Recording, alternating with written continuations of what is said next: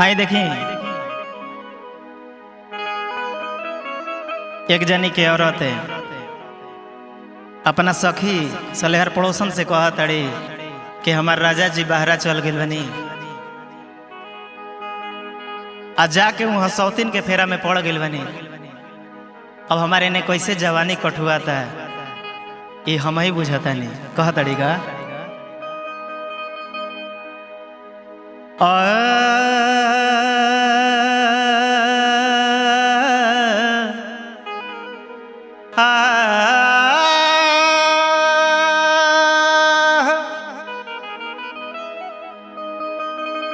ए बोलमुआ हो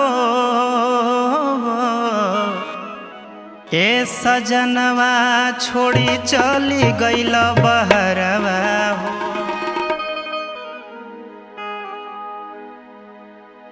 के करस कही हम दिलवा के बतिया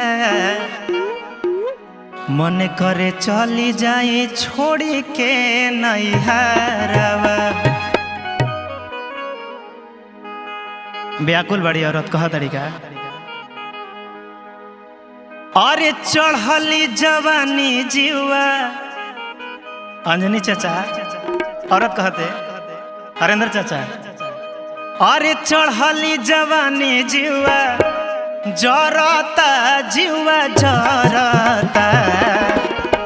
शिबू भैया ध्यान देते रही कहते का इरौरे खाती कहता नहीं अरे चढ़ली जवानी जीवा जरता जीवा जरता तब भतार सखी दोसरे पर मरता भतार सखी दोसरे पर मरता। चढ़ली जवानी जीवा जरता जीवा जरता चढ़ली जवानी जीवा जरता जीवा जरता तब भतार सखी दोसरे पर मरता भतार सखी दोसरे पर मरता। क्या बात है वाह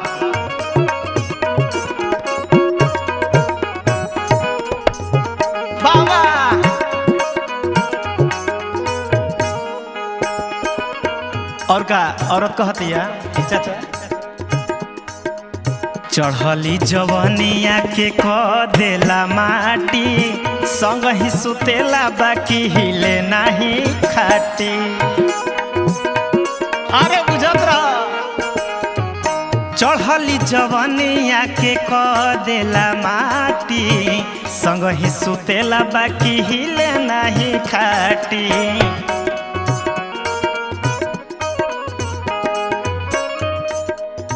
कहे में जी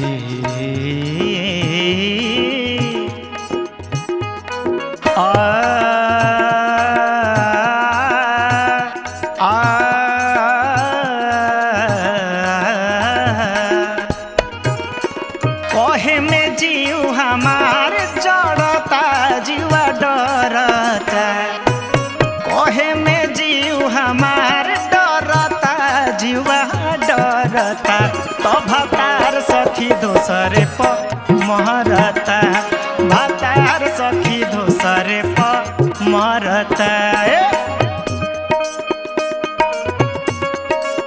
बा जोड़ा बा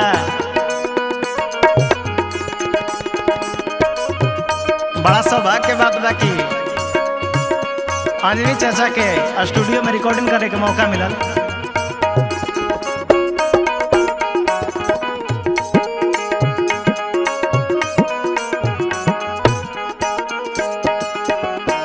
और का लास्ट में कह दिया मंजीरा जितेंद्र के कैसे समझाई लागता कि हमारो बलमुआ पागल।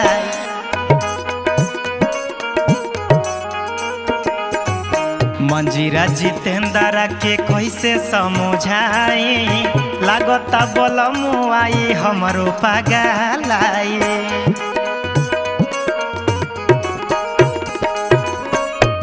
और का शिबू सावन से नहीं भरता मन भरता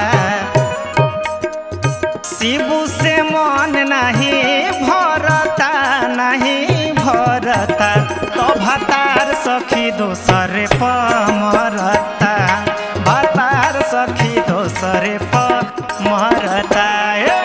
चढ़ली जवानी जीवा जरता, जीवा जरता, चढ़ली जवानी जीवा जरता, जीवा जरता।